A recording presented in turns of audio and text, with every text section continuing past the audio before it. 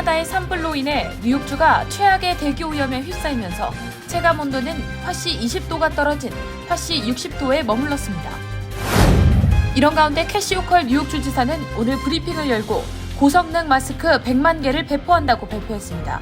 현재 뉴욕과 뉴저지 일원 학교들은 일제히 휴교령을 내리고 있습니다. 제38대 뉴욕 한인회장 자리를 놓고 오늘 오후 후보자 토론회가 개최됐습니다. 두 후보는 임기 내 계획과 뉴욕 한인회가 직면한 문제 해결 등에 대해 입장을 밝혔습니다. 조 바이든 대통령이 학자금 대출 탕감 계획을 중단시킨 공화당의 상원 통과 법안에 대해 거부권을 행사했습니다.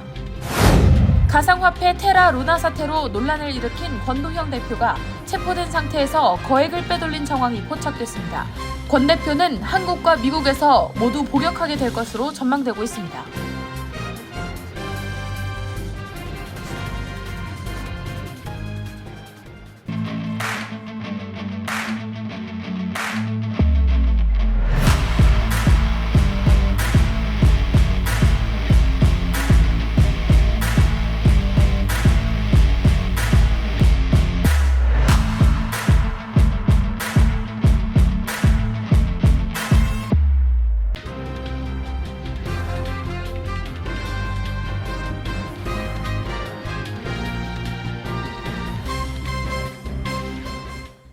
여러분 안녕하십니까? KBTV 뉴스9 이창원입니다. 뉴욕이 지금까지 경험하지 못한 최악의 대기 오염에 휩싸였습니다. 캐나다 산불 연기가 바람을 타고 내려와 미 북동부를 뒤덮은 가운데 뉴욕이 가장 큰 타격을 입었습니다. 오늘 뉴욕 인근의 대기질 지수는 최악의 지수에서는 벗어났지만 여전히 모든 사람의 건강에 안 좋은 수준의 수치입니다. 강정민 기자의 보도입니다. 오늘 정오 기준 대기질 지수는 뉴욕이 140, 뉴저지주 버겐 카운티가 150, 펜실베니아주 필라델피아가 190으로 최악의 지수에서는 벗어났지만 여전히 모든 사람의 건강에 안 좋은 수준입니다. 어제 뉴욕시의 대기질 지수는 392를 기록했고 뉴욕주의 시라큐스는 400을 넘었습니다. AQI가 300을 넘으면 건강에 큰 위협이 되는 수준으로 분류됩니다. 어제 뉴욕의 실제 최고 기온은 화씨 80도에 육박했지만 연기에 햇빛이 완전히 가려져 체감온도는 화씨 60도 정도에 머물렀습니다. AQI가 100만 넘어도 노약자와 기저질환자는 외출을 자제해야 하며 한국이 황사와 미세먼지가 심할 때가 통상 170에서 200 정도입니다. 국립기상청은 뉴욕, 매사추세츠, 펜실베니아 등에 이어 일리노이, 위스콘신, 미네소타 등 13개 주 1억 명 이상의 주민에게 대기질 경보를 발령했다고 AFP 통신에 밝혔습니다. 뉴욕은 기상 관측 사상 최악의 대기질로 사무실과 학교, 상점 등 실내에도 연기가 들어왔으며 유치원과 초등학교 등에선 야외 활동이 정지되고 교내에 머무르는 학생들에게 보건용 마스크를 쓰도록 했습니다. 보건당국은 외출 자제령을 내렸습니다. 마치 코로나 팬데믹이 처음 뉴욕을 강타했을 때 같은 상황입니다. 어제 뉴욕 일대 곳곳에서 종일 극심한 교통체증이 빚어졌고 라과디아 공항과 뉴저지 뉴아크 공항의 항공편 운항도 일시 중단되었고 뉴욕과 뉴저지 일대에서 항공편 지연이 속출했습니다. 또 뉴욕 일대에 정전 지역이 속출했는데 공기가 너무 안 좋으면 이런 현상이 나타날 수도 있다고 합니다. 브로드웨이 일부 공연은 배우들이 출근을 못해 취소됐고 뉴욕 양키스 야구 경기도 무기 연기됐습니다. 올해 초부터 캐나다에서는 약 400건 이상의 화재가 발생했는데 최근에는 100건 이상의 산불이 지속되고 있습니다. 지난 5월에만 산불로 풋볼 경기장 약 500만 개 규모에 달하는 380만 헥타르 면적이 불탔습니다. 이는 남한 면적의 3분의 1을 넘는 규모입니다. 캐나다 정부는 이번 산불이 이례적으로 확산해 역대 최악의 피해를 기록할 것으로 예상했습니다. 전문가들은 건강한 성인의 경우 대부분 이 정도 공기에 노출되더라도 곧 회복되지만 천식이나 심혈관 질환 등이 있는 환자나 임산부, 노인은 특히 주의해야 한다고 강조했습니다. KBTV 뉴스 강정민입니다. 오늘 캐티 호쿠 뉴욕 주지사가 사흘째 이어지고 있는 공기질 악화에 대한 대응으로 고성능 마스크 100만 개를 배포한다고 발표했습니다. 최악의 대기질 때문에 뉴저지와 뉴욕 공립학교 중 휴교에 들어간 학교도 속출하고 있는 상황입니다. 보도에 김은지 기자입니다.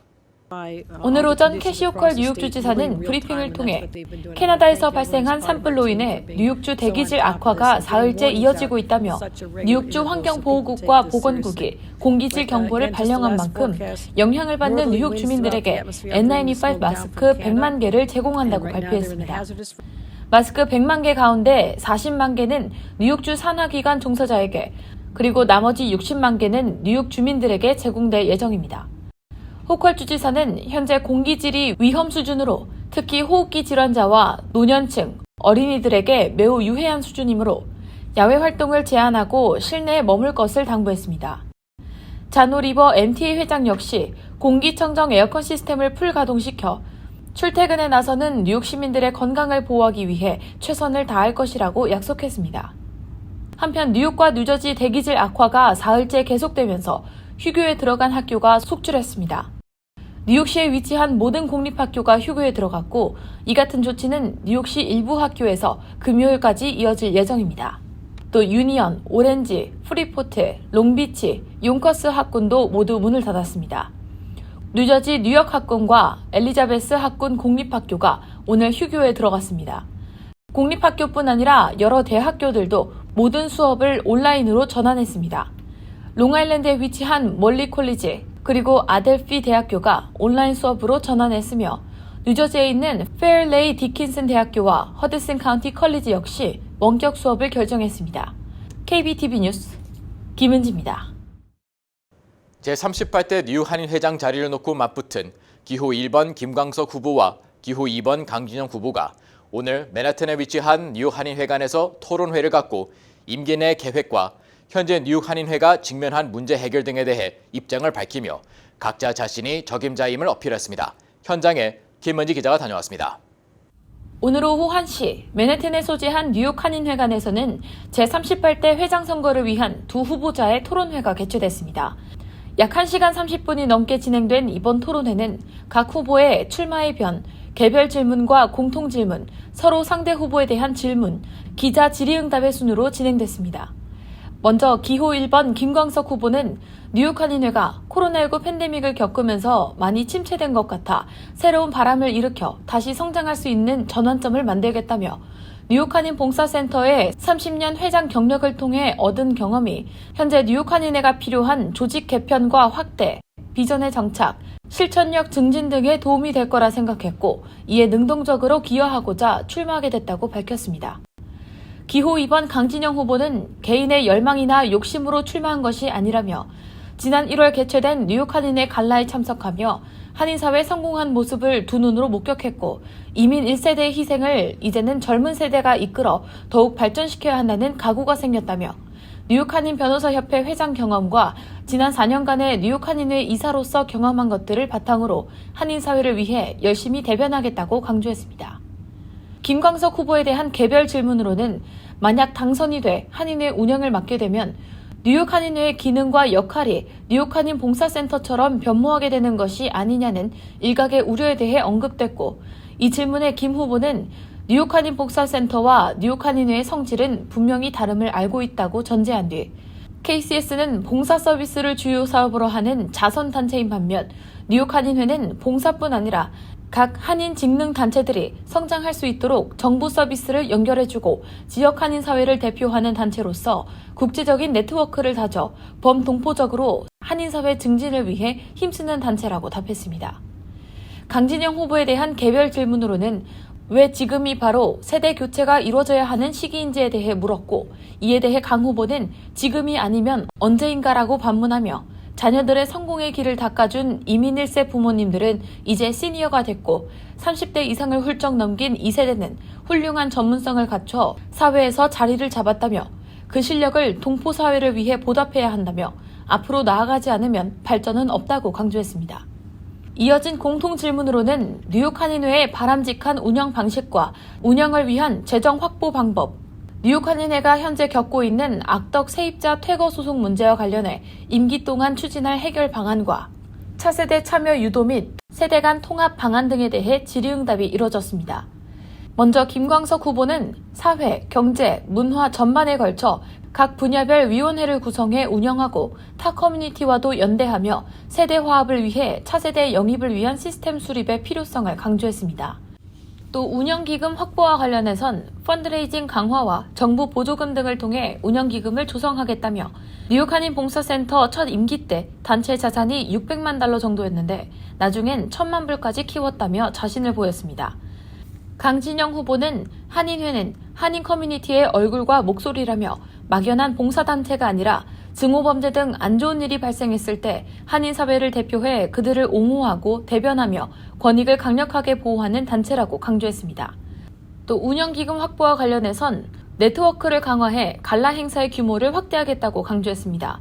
뉴욕 한인 변호사협회 회장 당시 갈라 행사에 300명에서 400명의 후원자들이 30에서 40만 불 정도를 도네이션했고 뉴욕 한인회 이사로 재직한 동안에도 많은 후원금을 모으는 데 일조했다며 탄탄한 스폰서 네트워크를 발전시키면 충분히 확대할 수 있다고 자신을 보였습니다. 이어 차세대 참여 확대 부분은 가장 중요하게 생각하는 것 중 하나라며 멘토링 프로그램과 한인 차세대의 주류 사회 및 정계 진출 지원 등을 주요 과제로 꼽았습니다. 한편 뉴욕 한인회 선거관리위원회는 뉴저지준의 투표 설치와 관련해 이번엔 뉴저지 한인회와 파이어룸을 내고 있습니다. 이창원 뉴저지 한인회장은 7일 공식 성명서를 통해 뉴욕 한인회 선관위가 뉴저지 한인회와 사전 협의 없이 뉴저지 내 투표함 설치를 언론에 공표했고 이후 반대 입장을 전달한 후에도 응답이 없었다며 이는 뉴저지 한인사회를 위해 독립적으로 운영되는 뉴저지 한인회를 무시하는 처사라고 지적했습니다. 또 뉴저지 투표함 설치는 자칫 뉴저지 한인회가 뉴욕 한인회 산하기구라는 오해를 불러일으킬 수 있다며 재고를 요청했습니다. 이에 대해 뉴욕 한인회 선관위 측은 사전에 충분히 협조를 구했다고 반박했지만 이창원 회장은 협조 요청문을 보낸 것만으로 사전 협의가 됐다고 말하는 것은 말이 맞지 않는다고 지적하고 반대 입장을 재차 표명했습니다. 뉴욕 한인회 선관위는 뉴저지 한인회를 무시한 것은 아니라며 뉴저지 투표함 설치에 대한 공표가 이미 이뤄졌고 선거일도 얼마 남지 않아 예정대로 뉴욕의 8곳, 뉴저지의 3곳, 총 11곳의 투표소를 운영할 방침을 밝혔습니다. KBTV 뉴스 김은지입니다. 조 바이든 대통령이 학생 학자금 부채 탕감 계획을 말소한 공화당의 상원 통과 법안에 대해 거부권을 행사했습니다. 이번 법안은 공화당이 강력히 추진해왔던 것이지만 소수 민주당 상원의원들도 가세해 통과시킨 바 있습니다. 전자희 기자의 보도입니다. 학자금 대출자 4천만 명의 채무 탕감과 팬데믹으로 시행한 학자금 대출 상환 유예를 중단하는 내용의 결의안에 바이든 대통령이 거부권을 행사했습니다. 바이든 대통령은 성명을 발표해 전국의 노동자 가족들은 의회에서 수백만 명의 가족 구성원들에게 치명적으로 중요한 구제안인 학자금 빚 탕감을 취소하려고 애쓰고 있는 공화당의 끈질긴 시도에 참담함을 느꼈을 것이라며 공화당 법안을 비난했습니다. 대통령이 거부권을 행사하긴 했지만 보수파 다수 법관이 지배하고 있는 현 대법원은 이 학자금 탕감 계획에 법적 문제가 없는지 재검토하고 있어 자칫 탕감 계획이 무산될 수도 있는 상황입니다. 결정은 올 여름 안에 내려질 것으로 보입니다. 만약 바이든의 계획안이 통과된다면 연방 학자금 탕감 계획에 따라 학자금 채무자에게 2만 달러까지 탕감이 실시될 수 있으며 그렇게 되면 학자금 빚은 연간 12만 5천 달러 이하로 줄어들게 됩니다. 학자금 융자의 상환은 2019년 코로나19의 유행이 시작되면서 중단됐습니다. 그러나 학자금 빚이 탕감되지 않을 경우에는 올 8월부터 다시 상환이 재개됩니다. 미국에서 대학을 다니려면 주립대학은 연평균 2만 달러 이상, 사립대학은 6만 달러 이상을 내야 합니다. 학교 장학금이나 연방정부 학자금 보조금을 신청해 지원받지만 턱없이 부족해 대다수 학생들은 학자금 대출을 받으며 이를 갚느라 평생 허덕이는 사람도 있습니다. 이런 현실을 감안해 바이든 대통령은 지난해 8월 학자금 대출 탕감안을 발표했고 재학생과 졸업생, 학부모로부터 대대적인 환영을 받았습니다. 탕감안에 따르면 부모의 연소득이 12만 5천 달러 미만일 경우 최대 1만 달러를, 연방 재정 보조를 받는 저소득층 가정의 학생이나 졸업생은 최대 2만 달러까지 학자금 대출 상환을 면제받습니다. 최대 4,300만 명이 수혜 대상에 올랐습니다. KBTV 뉴스 전상입니다. 가상화폐 테라루나 폭락 사태의 핵심 인물인 테라폼 랩스의 권도용 대표가 몬테네그로에서 체포된 상태에서 거액을 빼돌린 정황이 포착됐습니다. 권도형은 먼저 한국에서 그리고 그 이후 미국에서 여생의 대부분을 감옥 생활을 할 것이라는 시나리오가 나오고 있습니다. 보도의 전상 기자입니다. 테라 루나 사태를 수사하고 있는 서울 남부지검은 권 대표가 지난 3월 붙잡힌 이후 루나 파운데이션 가드 소유 가상화폐 지갑에서 2,900만 달러 상당을 인출한 것을 파악하고 추적 중이라고 밝혔습니다. 루나 파운데이션 가드는 테라 USD 코인의 가치를 달러화에 고정하는 페그를 유지하기 위해 권 대표가 설립한 조직입니다.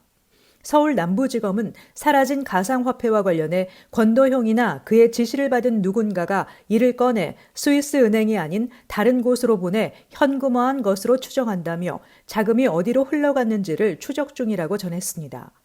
이와 별도로 미 증권거래위원회는 지난 2월 권 대표를 사기 혐의로 고발하면서 그가 비트코인 10,000개를 빼돌려 현금화한 뒤 이를 스위스 은행에 예치했다고 적시한 바 있습니다. 블룸버그 통신에 따르면 이 스위스 은행에 권 대표 자금 중 1억 달러 이상이 도피 기간인 2022년 6월에서 올해 2월 인출됐는데 이 돈의 대부분은 로펌 계좌로 송금되거나 테라폼 랩스 임금 청구서 지급에 사용된 것으로 알려졌습니다. 또 현재 시그넘 은행에 남아있는 약 1,300만 달러 역시 루나 파운데이션 가드 지갑에서부터 옮겨진 것으로 파악됐다며 해당 자금의 동결을 추진 중이라고 설명했습니다. 한편 한국과 미국의 권 대표 신병 확보전과 관련해 서울 남부지검은 한국에서 형이 집행된 뒤 미국에서 수용 생활을 할 수 있다고 밝혔습니다. 그러면서 국내에서 금융사기로 징역 40년 이상을 선고받을 수 있다고 언급하고 권 대표에게 한국 금융범죄 역사상 최장기형이 선고될 가능성이 있다고 내다봤습니다. 한국이 먼저 몬테네그로에서 권 대표를 인도받아 재판과 유죄 확정까지 마무리 지으면 형 집행 전에 권 대표를 미국으로 임시 인도해 한국에서 처벌받지 않은 내용으로 수사와 재판을 마치게 한 뒤 다시 한국과 미국에서 차례로 복역하게 한다는 구상입니다. 테라 루나 사태가 본격화하기 전인 지난해 4월 한국을 떠난 권 대표는 도피 행각 11개월째인 올해 3월 몬테네그로에서 출국하려다 위조 여권 사용 혐의로 체포돼 현재 구금 중입니다. 서울지검은 피의자가 구금된 기간 등에 따라 범죄인 인도 절차가 최대 9개월까지 걸릴 수 있다고 말했습니다. 지난 2월 뉴욕 검찰은 권 대표를 증권 사기 등 8개 혐의로 기소한 바 있습니다. KBTV 뉴스 전상입니다. 연방상무부 자료에 따르면 한국에서 온 방문객은 지난해보다 4배 이상 증가한 것으로 나타났으며 전체 국제 방문객 중에서 국가별로 4위를 기록했습니다. 올 들어 2월까지 첫 2달간 미국에 온 국제 방문객은 총 891만 2,401명으로 지난해 같은 기간과 비교해 417만 4,420명, 비율로는 88.1%가 늘어났습니다.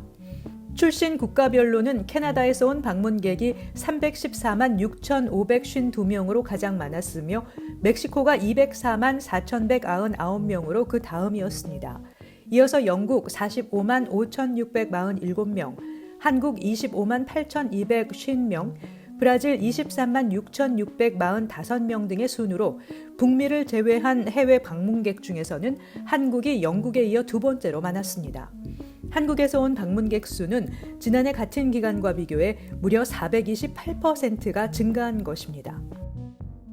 뉴욕주 상원에서 주차장 내에서 난폭하고 과격한 운전을 무모한 운전 범주 내에 포함시켜 처벌이 가능하도록 하는 내용의 법안이 통과됐습니다. 법안은 대중들이 많이 오고 가는 주차장 내에서 난폭하고 과격한 운전이 늘어감에 따라 주민들의 민원이 증가하면서 마련됐습니다.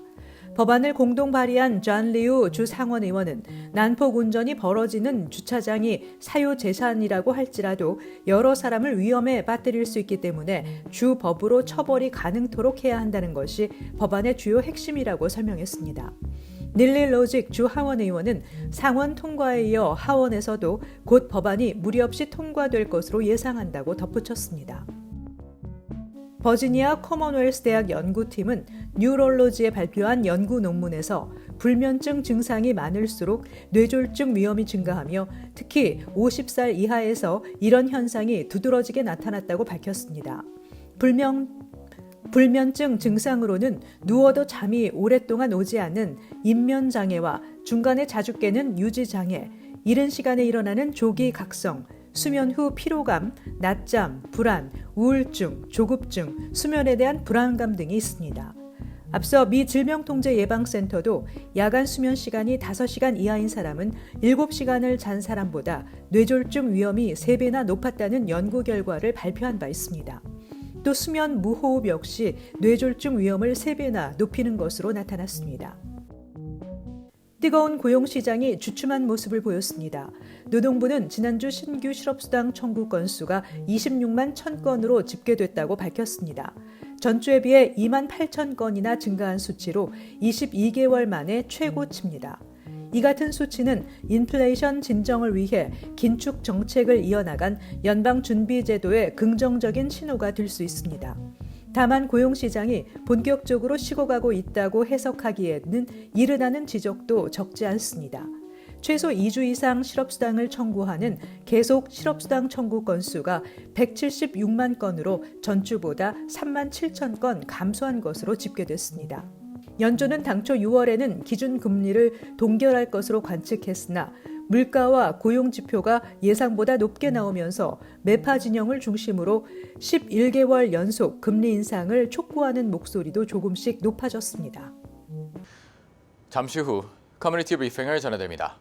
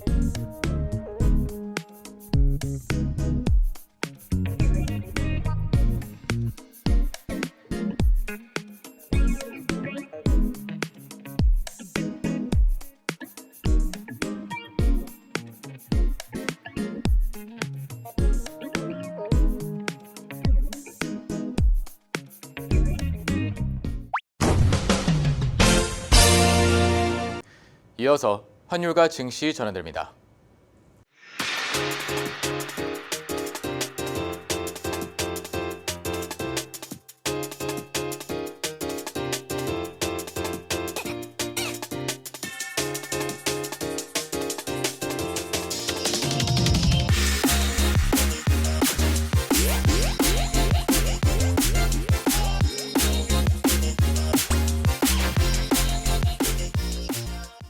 잠시 후 뉴욕과 뉴저지 날씨 전해드립니다.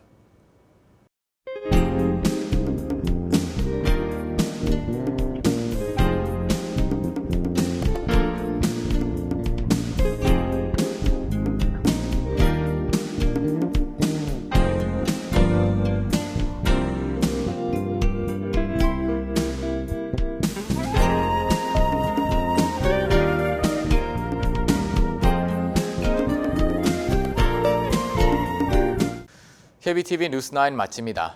오늘도 시청해주셔서 감사합니다. 편안한 밤 보내시 바랍니다.